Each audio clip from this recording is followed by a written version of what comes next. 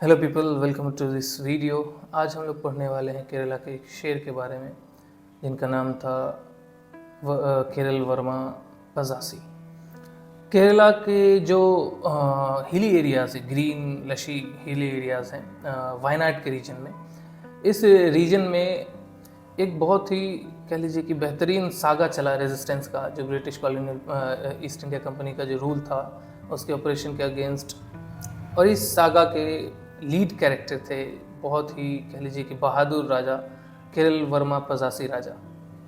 Late 18th century से लेकर के अर्ली 19th सेंचुरी के बीच में केरल वर्मा पजासी राजा जो है एक सिंबल की तरह उभरते हैं।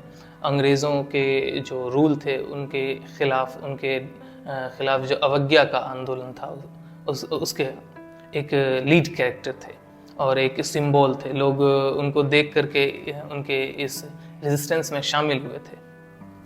18वीं शताब्दी के 90 के दशक में जब अंग्रेज़ों ने कोट्टायम किंगडम के इंटरनल अफेयर्स में हस्तक्षेप करना स्टार्ट किया, यहीं जो है इस रिबेलियन, इस रेजिस्टेंस की बीज उन्होंने बो दी।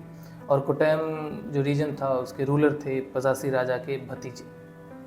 हाई टैक्सेस को इम्पोज करना और कोट्टायम किंगडम का जो कह लीजिए कि आज़ादी था उसमें सेंध मारना, इन दोनों की वजह से जो वहाँ की जनता थी, लोकल पॉपुलेशन थी, उनमें अंग्रेज़ों के खिलाफ गुस्सा और नफरत भर गया। पजासी राजा जो थे वो अपने जनता के हक के एक बहुत स्ट्रॉन्ग डिफेंडर थे, बहुत ही स्ट्रॉन्ग डिफेंडर थे। तो उन्होंने ब्रिटिश इंटरफेरेंस को एक्सेप्ट नहीं किया, रिजेक्ट कर दिया और फिर रिबेलियन स्टार्ट हो गया। इस रेजिस्टेंस का पहला अपराइजिंग जो है वो 1793 से 1797 तक चला।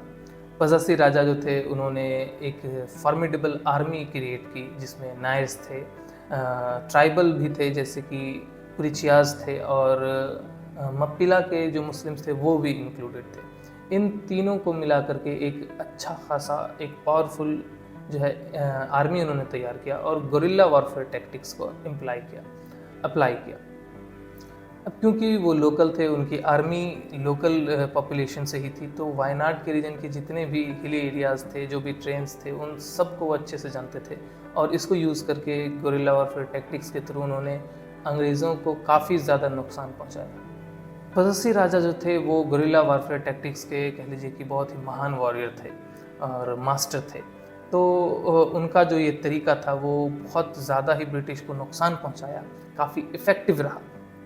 उन्होंने फॉरेस्ट में जगह जगह जो है कैंप्स बनवाए और वहाँ से जो है ब्रिटिश आउटपोस्ट पे जो है अनअलार्म्ड, बिना किसी संकेत के जो है कई बार हमला किया, जिसकी वजह से ब्रिटिश को गुड्स से लेकर के उनके आर्मी पर्सनल तक का नुकसान हुआ। अब देखिए, ब्रिटिश का जो मेथड था वॉरफेयर का वो था ओपन प्लेन्स, कन्वेंशनल वॉरफेयर, कि सीधे सामने से लड़ो, खुले मैदान पर लड़ो। लेकिन ये जो अनकन्वेंशनल टैक्टिक्स जैसे गोरिल्ला वॉरफेयर टैक्टिक्स है, ये सब, और वो भी इतना स्ट्रॉन्ग, वो भी वेल प्लान्ड, है ना, इसको देख करके वो फ्रस्ट्रेट होते गए। और क्योंकि बार बार उन पर हमला हो रहा है, उन पर आउटपोस्ट से कह लीजिए कि जो टैक्सेस उन्होंने कलेक्ट किए थे वो सब चुरा लिए जा रहे हैं और उनके पर्सनल को नुकसान पहुंचाया जा रहा है। तो ये सभी चीज़ें जो है अंग्रेज़ों को एक अलग तरीके से एक कह लीजिए कि स्ट्रॉन्ग डिफेंस करने पे मजबूर करता है। लेकिन एक स्ट्रॉन्ग डिफेंस करने के लिए काफ़ी ज़्यादा मैन पावर और आपको पता है फाइनेंशियल सपोर्ट की ज़रूरत पड़ेगी। और इस टाइम पे ब्रिटिश जो है इंडिया में कई और रीजन में भी कह लीजिए कि रिबेलियन देख रहे थे। तो ब्रिटिश लोगों ने सोचा कि अभी यहाँ पर लड़ाई पीट करने से बढ़िया है कि एक ट्रूस अपना लिया जाए, एक कह लीजिए कि पीस इस्टेब्लिश कर लिया जाए। तो 1797 में उन्होंने एक पीस ट्रीटी साइन की जिसके अकॉर्डिंग कोट्टायम किंगडम को आज़ादी दी गई और ब्रिटिश इंटरफेरेंस हटा लिया गया। लेकिन सबको पता था कि ये जो पीस था, ये जो ट्रीटी था, ये बहुत ज़्यादा दिन नहीं चलेगा और वही हुआ। ये ट्रीटी शॉर्ट लिव्ड हुआ।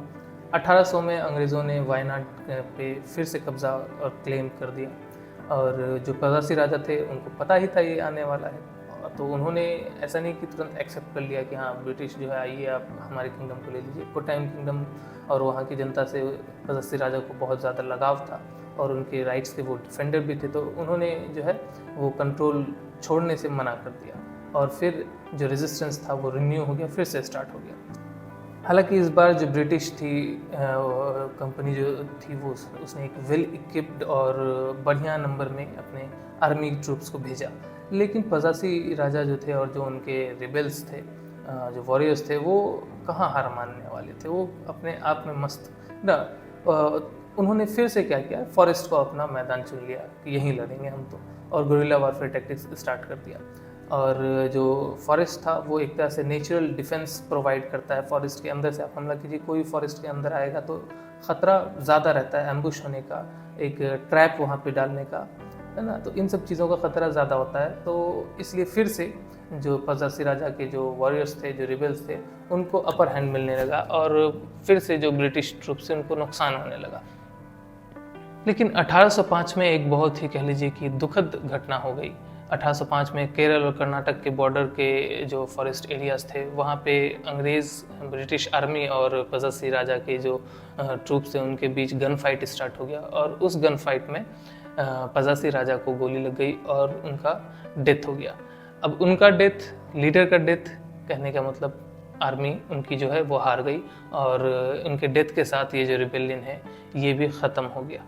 अब देखिए उनके डेथ के जो है कई सारे किस्से हैं, और हम एग्जैक्टली तो नहीं पता कर सकते कि एक्चुअली में क्या हुआ। अंग्रेज़ों के सोर्सेस से पता करते हैं तो अंग्रेज़ के आर्मी के एक गनमैन ने उन्हें शॉट किया था।